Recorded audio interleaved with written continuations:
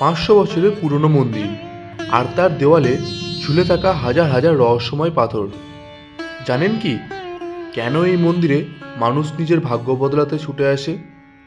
আজ আমরা দাঁড়িয়ে আছি আসানসোলের জাগ্রত মা কল্যাণেশ্বরীর ধামে। সেখানে আজও পাথরের দেওয়ালে কান পাতলে শোনা যায় প্রাচীন সব অলৌকিক ঘটনা। চলুন তবে আজ আমরা ঘুরে দেখে নিই কল্যাণেশ্বরীর মন্দির। আপনারা যারা কলকাতা বা অন্যান্য জায়গা থেকে আসছেন, তারা আসানসোল স্টেশনে নেমে সেখান থেকে একটি টোটো বা গাড়ি ভাড়া করে নিন। সেখান থেকে পৌঁছে যান কল্যাণেশ্বরী মন্দির। সময় লাগবে 20 থেকে 30 মিনিট। কল্যাণেশ্বরী মন্দির প্রায় 500 বছরের পুরনো একটি মন্দির। জনশ্রুতি আছে যে রাজা হরিগুপ্ত এই মন্দিরটি নির্মাণ করেছিলেন। মা এখানে কল্যাণেশ্বরী রূপে পূজিত হন, যার অর্থ হল তিনি সকলের কল্যাণ করেন। বিশেষ করে সন্তানহীন দম্পতিরা এখানে মানত করতে আসেন এবং মনস্কামনা পূরণ হলে মন্দিরের গায়ে পাথর বাঁধেন।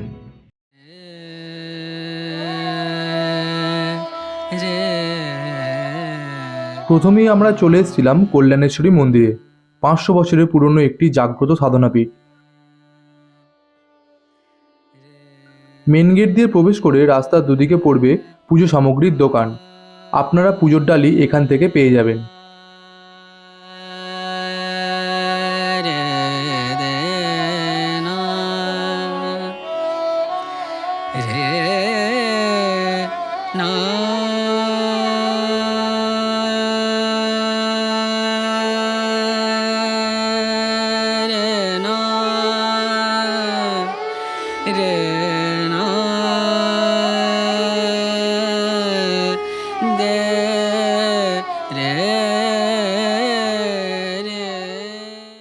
এখান থেকে ভিতরে প্রবেশ করলে দেখতে পাবেন সুবিস্তৃত একটি চাতাল।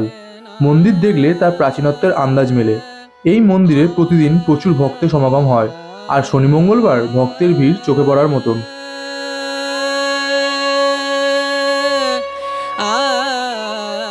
তবে আমরা একদম সকাল সকাল আসায় মন্দির চত্বর একেবারে ফাঁকা পেয়েছিলাম।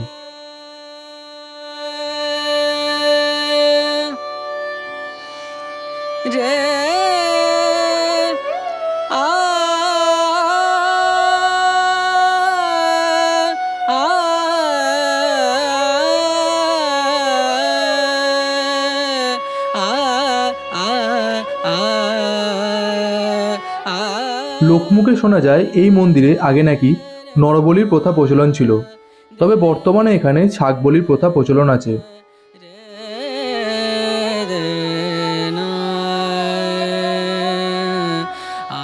এই গেট দিয়ে ভিতরে প্রবেশ করলে সামনে যে মন্দিরটি দেখতে পাচ্ছেন সেটি দেবী কল্যাণেশ্বরী মেন মন্দির। এখানে দেবী একটি ছোট গুহার মধ্যে অবস্থান করেন। এই মন্দিরে মা সবার মনোবাসনা পূরণ করেন।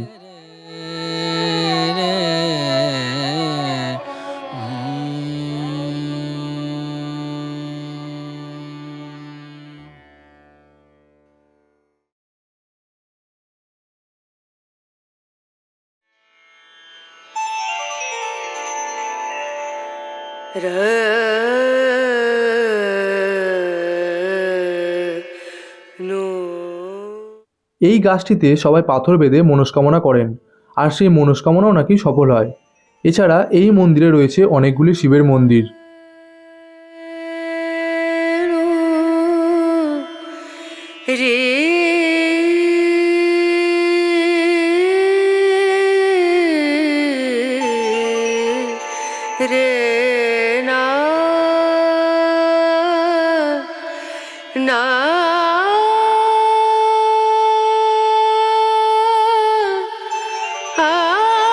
পুজো দেওয়া শেষ করে এই গেট দিয়ে বাইরে গিয়ে দেখে নিলাম একটি সুন্দর শিবের মন্দির।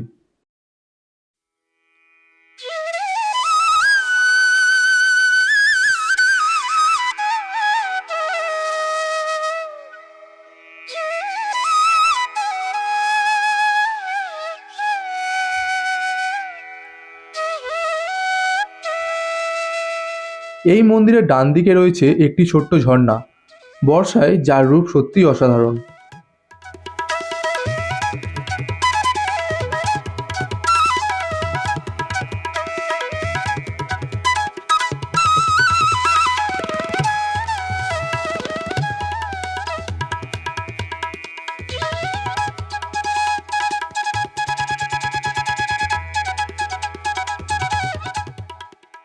শিব মন্দির ও ঝর্ণা দেখে আমরা চললাম বাইরের দিকে।